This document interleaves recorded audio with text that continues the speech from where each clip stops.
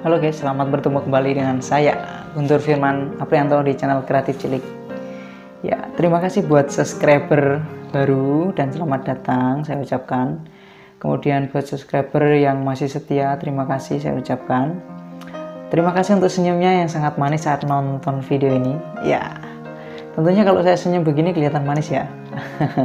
Buat teman-teman semua yang nonton video ini, saya melihatnya juga manis nih, kelihatannya nih. Ada yang sambil kedip-kedip, ada yang sambil melotot senyumnya, tapi tetap saja manis. Thank you. Nah, pada kali ini saya akan menyampaikan atau melanjutkan pembicaraan kita atau topik kita, perjalanan kita yang akan kita tempuh selama 40 hari berkaitan dengan tujuan yang menggerakkan kehidupan kita semua. Nah, pada kali ini adalah video yang ke-9, yaitu bagaimana Tuhan bisa tersenyum karena ngelihat kita, ya kan? Kita aja sebagai manusia kalau disenyumin kita juga pasti senang, apalagi Tuhan. Bisa nggak ya Tuhan tersenyum? Ya pastinya bisa dong. Di luar kemampuan kita, Tuhan bisa melakukan segala hal dan Tuhan bisa mengekspresikan apa yang menjadi isi hatinya. Nah, kali ini kontennya atau judulnya yaitu Tuhan tersenyum kepada kita. Nah, pertanyaannya, apa yang membuat Tuhan tersenyum? Pertanyaan yang pertama tadi, apa yang membuat Tuhan tersenyum? Ya kan? Tapi sebelum kita jawab pertanyaan itu, saya juga bertanya kepada teman-teman. Biasanya nih, apa yang membuat teman-teman tersenyum? Mungkin di rumah, di sekolah, di mana saja, di tempat bermain, atau di mana saja. Apa yang membuat teman-teman tersenyum? Pasti banyak hal ya. Sesuatu yang lucu bisa jadi, sesuatu yang sesuai keinginan teman-teman itu bisa jadi, sesuatu yang sangat menginspirasi itu bisa jadi, ya kan? Tetapi di sini saya akan membahas apa saja yang membuat Tuhan tersenyum. Yang pertama, Tuhan itu tersenyum kepada kita atau melihat kita saat kita benar-benar mengasihi Dia. Ya, saya tahu di channel Kreatif Cilik tidak semuanya orang Kristen yang menonton atau yang mengikuti. Tetapi saya percaya teman-teman itu ada, itu karena Tuhan menciptakan teman-teman. Tuhan mengizinkan teman-teman sehingga teman-teman ada sampai hari ini. Nah, kalau teman-teman benar-benar mengasihi Tuhan, itu Tuhan tersenyum. Kenapa? Karena saat teman-teman atau kita semua mengasihi Dia, ini menunjukkan bahwa kita respect sama Dia. Kita menjalin hubungan sama Dia. Makanya Tuhan tersenyum. Nah, karena Tuhan sangat mengasihi kita, sehingga Tuhan mengizinkan kita ada. Karena Dia menyatakan atau ingin menyatakan kasih-Nya kepada kita sebagai ciptaan. Makanya Dia juga berharap kita sangat mengasihi Dia. Dengan demikian, kalau kita mengasihi Dia, otomatis Dia tersenyum kepada kita. Nah, dasarnya apa sih? Kok bisa jika kita mengasihi Tuhan dengan segenap hati, sepenuh hati, Tuhan juga tersenyum kepada kita? Ya, karena ada ayatnya juga di manual book kehidupan manusia, di kitab kehidupan ya. Artinya karena begitu besar kasih Tuhan kepada dunia ini, sehingga Dia telah mengaruniakan anaknya yang tunggal, yaitu Yesus Kristus, kepada kita, supaya setiap orang yang percaya kepadanya tidak binasa, melainkan beroleh hidup yang kekal. Nah, Tuhan sangat mengasihi dunia ini. Maksudnya, yang Dia ciptakan, Tuhan itu sangat mengasihi. Tetapi tidak semua yang diciptakan itu mengasihi Sang Pencipta itu sendiri. Mungkin termasuk teman-teman. Nah, Dari sini saya juga belajar bagaimana kehidupan saya semakin hari harus semakin menunjukkan bahwa saya mengasihi Tuhan lewat tindakan kita. Ini juga terlihat dalam kisahnya Nuh. Nuh sangat mengasihi Tuhan. Kenapa saya bilang begitu? Di zamannya Pak Nuh, ya, zaman dulu Tuhan kecewa terhadap manusia karena hampir semua kecuali Nuh, itu semua manusia itu kecuali Nuh itu mengecewakan Tuhan. Hidupnya tidak menunjukkan bahwa dia mengasihi Sang Penciptanya atau mereka mengasihi Sang Penciptanya. Nah, hanya Nuh inilah yang mengasihi Tuhan, sehingga Tuhan mengasihi Nuh. Dan dari kasih yang Nuh tunjukkan ini, Tuhan tersenyum. Bagian yang kedua, apa yang membuat Tuhan tersenyum? Yang pertama, Tuhan tersenyum jika ciptaannya atau kita ini mempercayai Dia. Nah, kita juga bisa melihat dari kisahnya Nuh ya, supaya nggak jauh-jauh ceritanya. Waktu Nuh diperintahkan untuk membuat bahtera, bayangin nih, membuat bahtera di tempat yang jauh dari perairan, kemudian tidak datang hujan, tetapi ada perintah untuk membuat bahtera.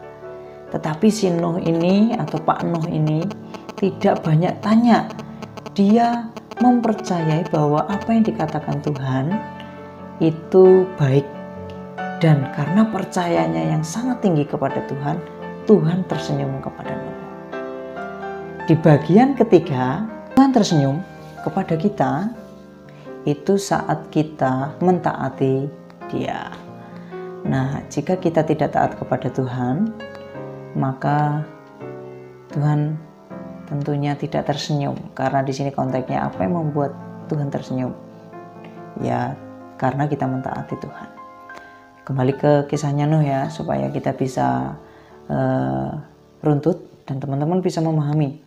Bayangin nih, waktu Tuhan memerintahkan Pak Nuh untuk membuat bahtera yang sangat rinci sekali ukurannya, kayunya, bentuk ruangan-ruangan di dalam bahtera atau kapal yang besar itu, kemudian ngelemnya dari apa, kemudian isinya apa aja. Di situ Nuh tidak protes, Nuh tidak banyak tanya, dia mentaati perintah Tuhan itu tadi, dari ukurannya, ya, dari semuanya. Nuh tidak tanya atau Tuhan tidak memerintahkan, ya Nuh kamu buat aja bahtera sesuai keinginanmu. Tetapi di sini Tuhan memerintahkan dengan sangat detail, dan di situ Nuh sangat taat kepada Tuhan. Dari sinilah bahwa Tuhan tersenyum karena ketaatan kita. Ada orang bilang atau saya gambarkan seperti ini. Misalkan ada orang tua minta tolong anaknya, kemudian anaknya, iya saya akan melakukan apa yang diperintahkan Bapak atau orang tua atau ibu maksudnya, tetapi tidak langsung dilakukan, padahal itu seharusnya langsung dilakukan. Perintah orang tua yang tidak langsung dilakukan padahal itu harus dilakukan, itu sebenarnya bukan ketaatan. Itu menunjukkan bahwa dia tidak taat, bahwa anak itu tidak taat kepada orang tua. Kenapa? Iya, dia benar melakukan tetapi tidak tepat sesuai dengan waktu yang diinginkan orang tuanya, karena itu mendesak. Jadi ketaatan itu adalah sesuatu yang dikerjakan sesuai dengan perintah tanpa banyak tanya. Nah, dari ketaatan saat melakukan perintah itu Nuh belajar. Nah, dari situlah ketaatan itu yang membuat Tuhan tersenyum. Sekarang bagian keempat. Tuhan itu tersenyum jika kita selalu memuji dan bersyukur kepada Tuhan. Kenapa? Karena kalau kita bersyukur, memuji Tuhan, melakukan aktivitas dengan penuh ucapan syukur, semangat bahwa ini untuk Tuhan, maka ini menunjukkan bahwa kita sangat tahu diri bahwa kita ini patut berterima kasih kepada Tuhan. Nah, mungkin teman-teman selama ini jarang bersyukur setiap hari. Ya, bersyukur itu bukan hal yang harus besar ya. Bersyukur itu hal-hal yang sangat sederhana. Contohnya bisa makan, kemudian bisa belajar, bisa pakai pakaian, masih bisa bernapas, bisa melihat, itu seharusnya bentuk ucapan syukur yang luar biasa yang harus kita naikkan kepada Tuhan. Tetapi tidak semua orang bisa bersyukur meskipun banyak yang dia dapatkan, banyak hal yang baik yang dia alami. Bahkan kayaknya lebih banyak ya, apalagi di dunia remaja seperti kita ini, banyak mengeluh, aku nggak bisa apa-apa, orang tua aku kok nggak bisa mencukupi aku seperti teman-teman lainnya, bisa membelikan motor, handphone bagus, ya, baju yang mahal, tetapi selalu mengeluh. Nah, buat teman-teman yang masih susah untuk bersyukur, coba mulai dari sekarang kita mulai nih, ya, satu hal ucapan syukur setiap hari, ya, nggak usah banyak-banyak lah, cukup 2 minggu saja, 14 hari, teman-teman pasti akan berubah. Karena ucapan syukur itu hal dasar bagaimana kita sebagai ciptaan Tuhan yang tahu diri bahwa kita ini diciptakan oleh Sang Pencipta karena Sang Pencipta sangat mengasihi kita. Nah, sikap hati yang selalu bersyukur, memuji, bersuka cita karena Tuhan baik, karena Tuhan sangat mengasihi kita, itu adalah hal yang membuat Tuhan tersenyum. So, buat teman-teman, yuk kita mulai sekarang bersyukur. Nah, bagian yang kelima, apa sih yang membuat Tuhan tersenyum? Di bagian yang kelima ini, apa yang membuat Tuhan tersenyum? Tentunya yang kita miliki, kemampuan yang kita miliki, bakat yang kita miliki, atau sering disebut talenta, atau karunia yang Tuhan beri, itu jika kita gunakan untuk Tuhan, untuk menolong orang lain yang tujuannya bahwa kita menolong ciptaan Tuhan, siapapun, tidak memandang agama, usia, ya, golongan, budaya, dan yang lain sebagainya. Nah, segala kemampuan yang kita miliki tentunya itu dari Tuhan, itu kita gunakan semaksimal mungkin. Nah, itulah yang membuat Tuhan tersenyum. Di bagian yang kelima ini bagian yang terakhir. Coba saya mau tanya, buat teman-teman remaja atau pemuda yang masih sekolah mungkin, teman-teman punya kemampuan, mata pelajaran tertentu, punya keahlian, nilai selalu bagus. Apakah teman-teman pernah membantu teman-teman yang lain yang kebingungan cara belajar mata pelajaran, mengerjakan soal, dan segala macam?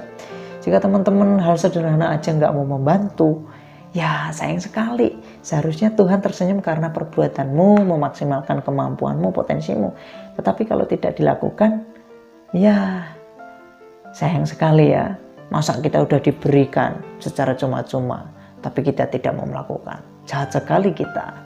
Nah, buat teman-teman remaja, perjalanan kita yang ke-9 ini mengajak kita bagaimana kita berlaku lebih baik, lebih positif, tentunya menolong orang lain, kemudian menolong diri sendiri untuk bertumbuh menjadi lebih baik. Dan itu semua tentunya membuat Tuhan tersenyum. Percaya atau enggak?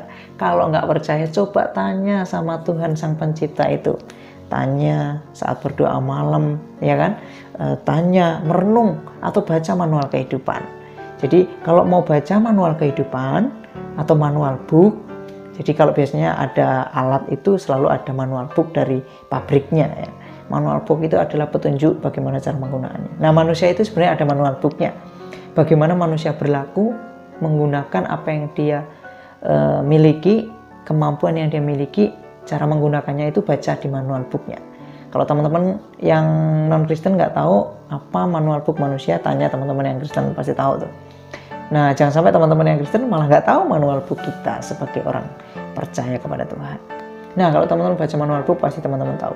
Tentunya 5 tips sederhana ini menolong kita bagaimana kita hidup lebih bermakna buat orang lain. Ini tidak memandang agama, tidak memandang perbedaan suku, ras, golongan, warna kulit, dan segala macam. Tentunya channel Kreatif Cilik tetap fokus untuk orang selalu berdampak positif dan hidupnya selalu berkembang.